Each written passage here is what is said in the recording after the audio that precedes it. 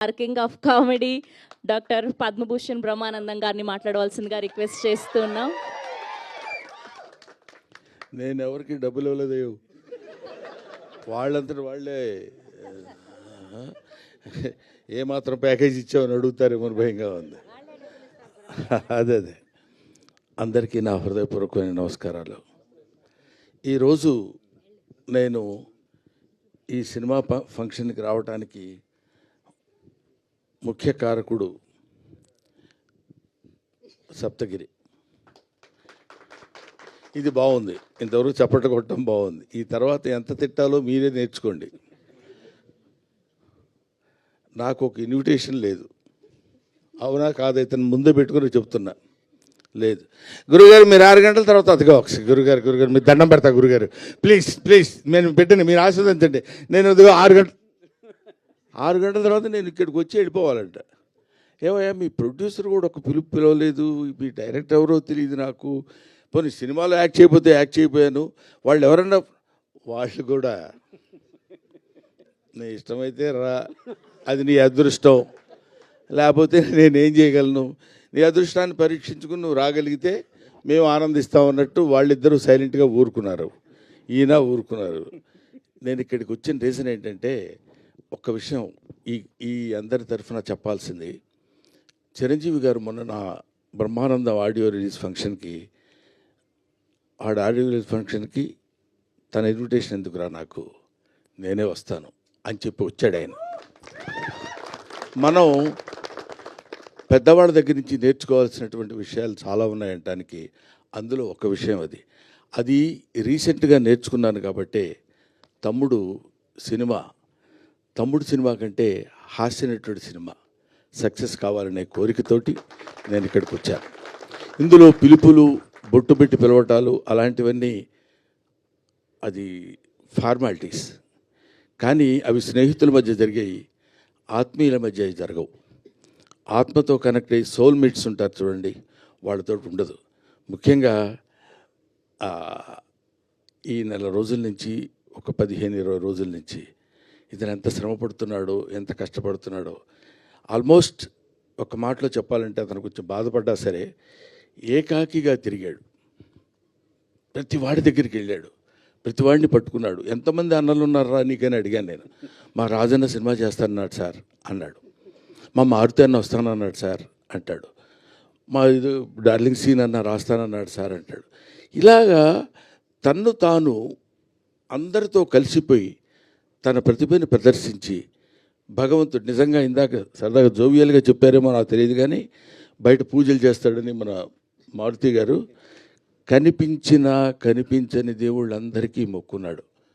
ఎందుకంటే ఈ cinema success అయ్యి నన్ను ఆశీర్వదిస్తే, సినిమాని నమ్ముకొని వచ్చినందుకు నేను హాయిగా 4 మెతుకులు తిని బతుకుతానన్నా, అందుకని అడుగుతున్నానన్నా. ఇది అతను నాతో చెప్పిన మాట. ఈ మాట నేను మీతో పంచుకోవాలి.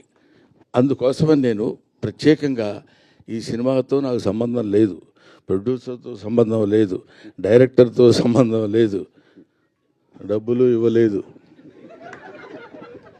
అయినా సరే నేను ఒక హాస్యనటుడు ఎప్పుడు ఒంటరి అవ్వకూడదు. ఎవరైనా ఒంటరిగా ఉండొచ్చు. ఎందుకంటే అండి, ఒక చిన్న మాట చెప్పాలి. తెల్లవారు లేస్తే మిగతా హీరోలందరూ, హీరోయిన్స్ అంతా ఎలా ఉంటారో నాకు తెలియదు, విలన్స్ ఎలా ఉంటారో తెలియదు, కానీ కమెడియన్స్ మాత్రం మిమ్మల్ని ఎలా నవ్వించాలి, మామూలుగా ఉన్న ఫేస్ కూడా వికృతంగా పెట్టడానికి ట్రై చేస్తాం. అది గారు అనాలి అంటే నవ్వుతారేమో ఆశ.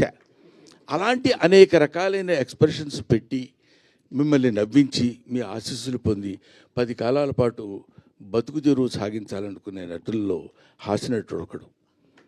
కాబట్టి హాస్యనటుడు ఎప్పుడు ఒంటరి వాడు అవ్వకూడదు, వాడికి అందరూ ఉండాలి. ఎందుకంటే అతని ప్రవృత్తి, అతని వృత్తి ఏంటంటే మనల్ని నవ్వించడం. అటువంటి పవిత్రమైన పనులు చేసేటువంటి వాళ్ళని హాస్యనటులు అంటారు. కాబట్టి మాతృదేవోభవ, పితృదేవోభవ, ఆచార్య దేవోభవ, హాస్యనట దేవోభవ. Thank you very much.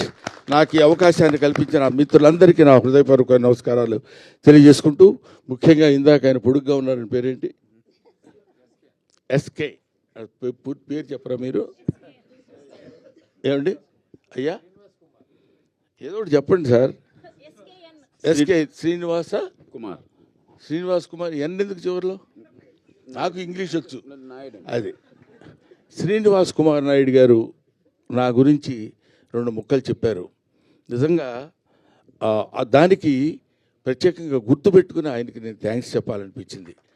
ఎందుకంటే ఆ మాటలు ఏవో బ్రహ్మానందం గురించి 2 ముక్కలు చెప్దామని కాకుండా those words comes from the heart and hearts of him. అది ఇలాంటి వాళ్ళ యొక్క ఆశీస్సులు ఉన్నంత కాలం బ్రహ్మానందానికి తిరిగే ఉంది, బ్రహ్మానందానికి బాధే ఉంది. ఒకటి ముఖ్యంగా ఈ సినిమాలో నాకు తను ట్రైలర్ పంపించాడు. ట్రైలర్ పంపించినప్పుడు చూస్తే మా అప్ప ఉంది అక్కడ. నేను అప్ప అని పిలుస్తాను అన్నపూర్ణమ్మ గారిని. బెమ్మయ్య అని పిలుస్తుంది ఆవిడ. ఇది ఇవాటిదే కాదు, 40 సంవత్సరాల సుదీర్ఘమైన ప్రయాణం మాది. అందుకని ఆవిడ కనపడితే నాకు ఒకసారి my happiness news no bounds. ఎప్పుడూ 4 డికేడ్స్ బ్యాచ్ తిరిగి అటు తిరిగి అప్పట్లో ఒక చోట సినిమాలు ఉన్న రోజులు కాకుండా రోజుల్లో ప్రతి చోటుకి వెళ్ళి కష్టాలు సుఖాలు పంచుకుని ఒక ముద్దలు పంచుకొని తిన్న బ్యాచ్ మా అప్పది.